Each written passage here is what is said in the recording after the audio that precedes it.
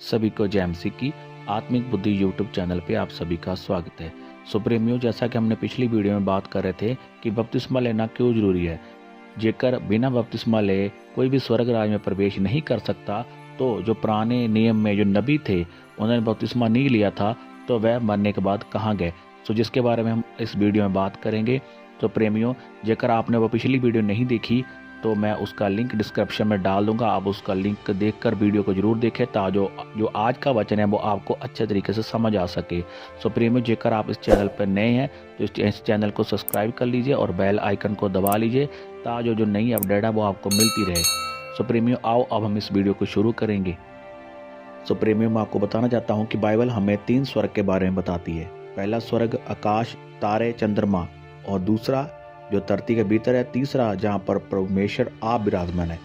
प्रेमियों, मैं आपको बताना चाहता हूँ कि प्रभु यीशु मसीह से आने से पहले जो नबी थे, जब उनकी मृत्यु होती थी तब वह दूसरे स्वर्ग में जाते थे।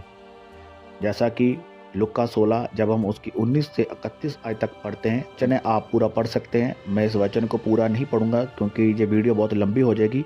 तो मैं आपको इस वचन में से कुछ बातें आपको बताना चाहता हूँ।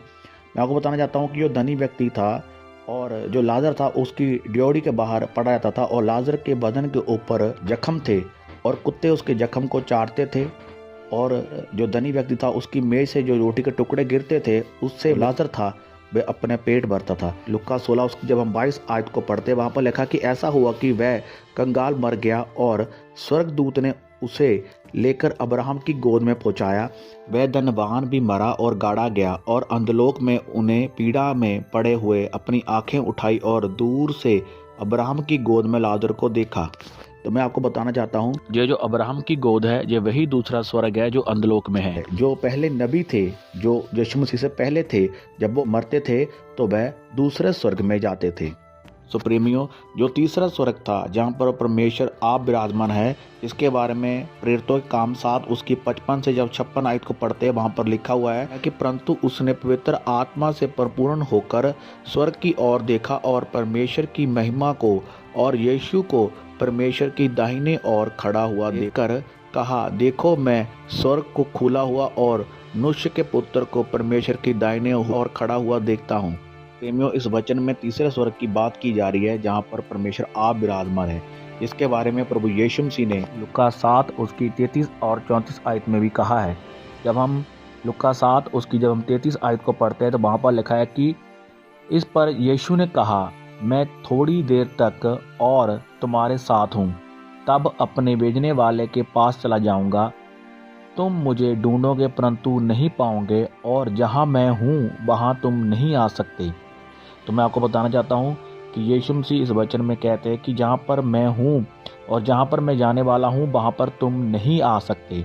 वो तीसरे स्वर्ग की बात कर रहे थे प्रभु यीशु मसीह कि जहाँ पर मैं जाने वाला हूँ वहाँ पर तुम नहीं आ सकते। तो मैं आपको बताना चाहता हूँ, जब आप पिछली वीडियो को देखेंगे, जो हमने पिछली वीडियो में बात की थी, उस वीडियो में मैंने बताया था कि एक रास्ता था जो परमेश्वर ने बताया था वो तीसरे स्वर्ग में आने का। वो रास्ता था आत्मा से जन्म लेने का। तो मैं आपको बताना चाहता हूँ कि वहाँ पर प्रभु यीशु मसीह ने कहा था कि जो जल और आत्मा से जो जन्म लेता है वह स्वर्ग राज का अधिकारी होगा, वह वहाँ पर आ सकता है।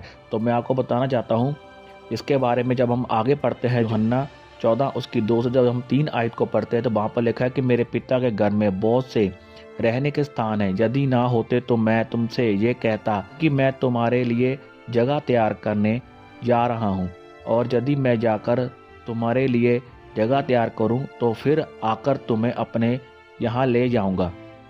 तो मैं आपको बताना चाहता हूँ कि प्रभु यीशु मसीह ने इस वचन में अपने वो चेलों को बता रहे हैं कि जब मैं मारा जाऊँगा, गाड़ा जाऊँगा और तीसरे दिन मुर्दों में से जी उठूँगा, तो मैं तुम्हारे लिए वहाँ पर जहाँ पर मैं रहता हूँ वहाँ पर मैं स्थान तैयार करूँगा और तुम्हें भी वहाँ पर मैं ले जाऊँगा। तो प्रेमियों, बात फिर वही है कि जेकर प्रभु यीशु मसीह ने ये बात कही है कि बपतिस्मा लेने से आप उस जगह पर जाओगे जहाँ पर प्रभु यीशु मसीह खुद रहते हैं, तब जो पुराने नियम में जो नबी थे क्या वह उस जगह पर गए?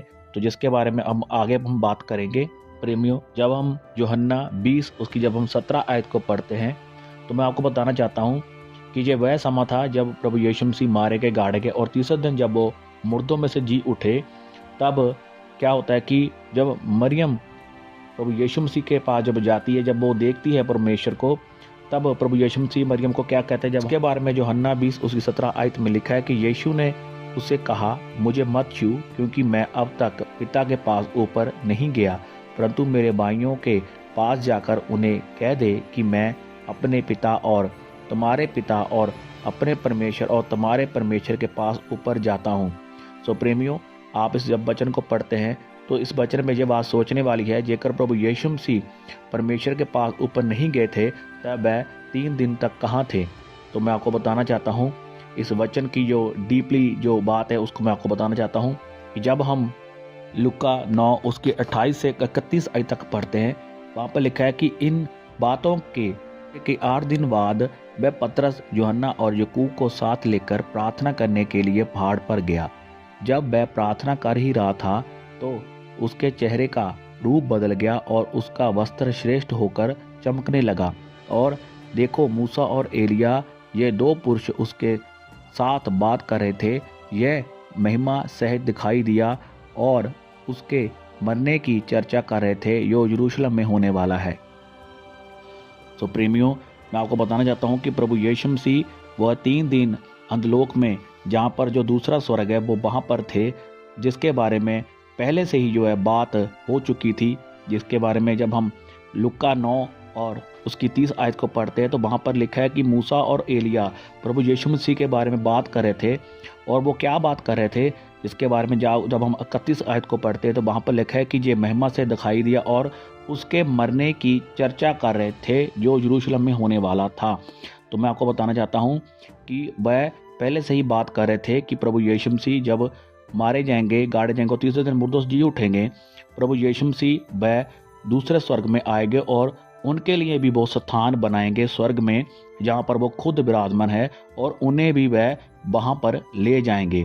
तो मैं आपको बताना चाहता हूँ जो पुराने नियम में जो नबी थे उनके लिए भी फिर परमेश्वर ने स्थान बनाया और वह 3 दिन वहाँ पर थे, और उनके लिए भी वह अपने पिता के पास गए और उनके लिए भी स्थान वहाँ पर बनाया गया। तो प्रेमियों, आप जान सकते हैं कि परमेश्वर हमसे कितना प्यार करता है। वह हमें अपने पास वो लेके जाता है, वो अपने साथ हमें बिठाता है, और वो वचन में लिखा है कि परमेश्वर कहता है कि हम एक साथ बैठेंगे और एक साथ बैठ के खाना खाएंगे।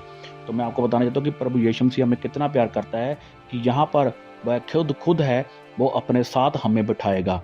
और जो पुराने नबी थे उनको भी परमेश्वर ने अपने साथ लेकर गया।